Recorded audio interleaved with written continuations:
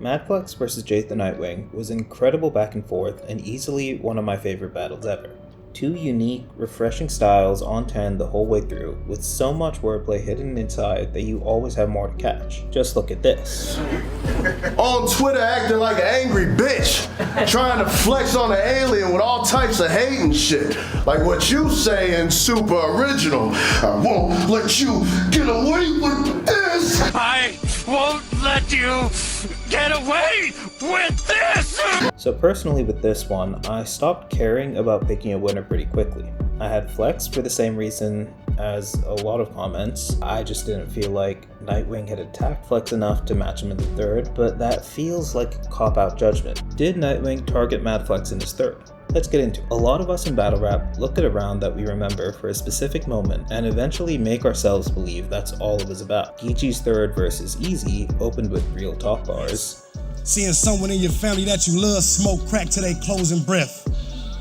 I mean, bro got so skinny right before he left, there wasn't no meat on his body, just bones and flesh. That nigga OD'd from that rock. He basically was stoned to death, nigga. But we only remember the Remy stuff because that was the biggest moment. So he'd be damned to see you get stepped to by a nigga he socked out and stood over like a step stool. You think if he didn't... Similarly, the main moments we remember from Nitewing's round are the opening about his grandma and lamenting about where the culture's going. So there wasn't really anything about Madflex in those parts. But let's look through the whole round instead of just the highlights. The grandma segment. This opening, evocative of Pat Stay talking about losing his mom in his opener versus Real Sick. I break down, face drowned in tears. I can still taste to this day now. I'm losing my fucking moms, bro. And it's stage 4, it's too late now. She used to tell me all the time to fight with my mind and not the fist.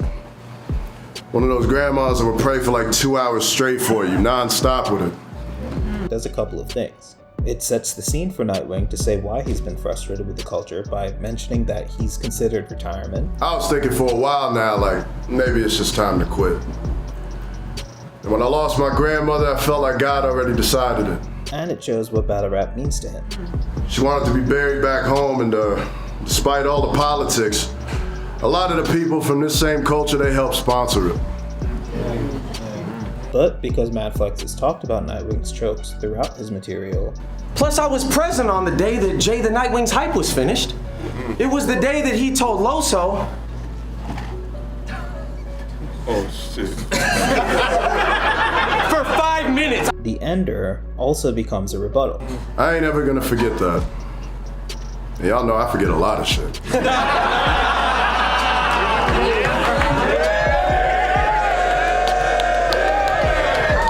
It doesn't say anything about Flex, but it does take some of the sting out of the many lines about his chokes. Self-struggles. I wasn't too sure what to call this in-between section. It's building up to his point about battle rap, but it mainly focuses on how Nitewing's been feeling with it all. Let me be clear. I took off this year because I'm sick of the frauds. And in this segment, he really bars out. Instead, y'all begging the mechanic to come back because you're not fixing the cars. I guess it doesn't matter if I'm in the kitchen or if I'm in the garage. I'm a Michelin star.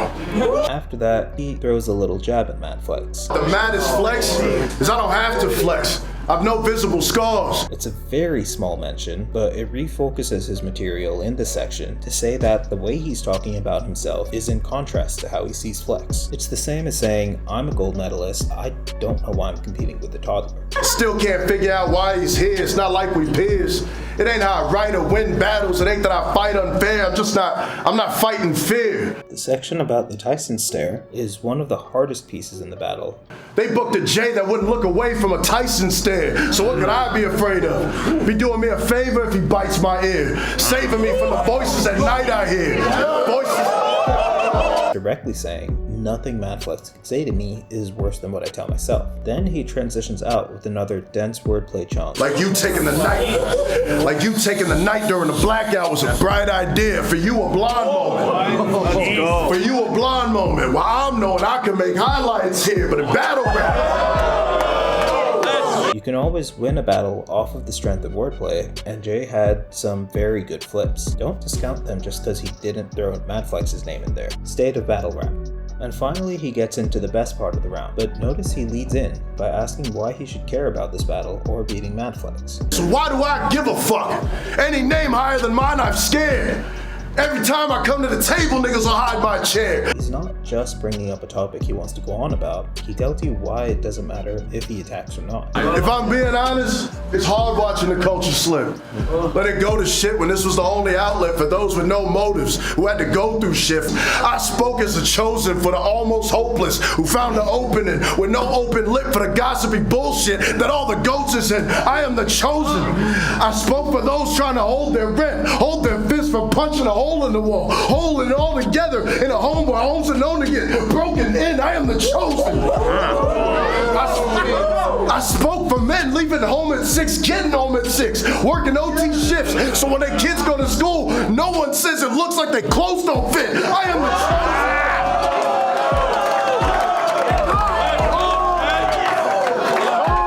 I am the chosen. I spoke for the grown-ass women and grown-ass men, the blue-collar ballers, wait till after work to shower, dinner cold as shit. I spoke for this. I also love the way Jey keeps putting himself in the material here, constantly saying, I spoke for them, or I am the chosen, instead of just saying, battle rap gives blue-collar workers an outlet. It connects him to the material more in a way that people often don't do. Madflex as an afterthought. Though he's peppered in ways to target the material at Madflex, here's the most direct attack he gives him, and it crescendos the way he's been describing Madflex throughout the round. Unimportant. You can relax, bro. You was already losing the battle over. His first direct words to Flex don't even rhyme with anything. The thing I think a lot of people don't notice in this section is how he morphs his State of Battle Rap segment into an attack. Had nothing to do with the status quo we in. You're just a failure and can't shoulder it. All right, a bill collector took your money. Welcome to adulting, bitch.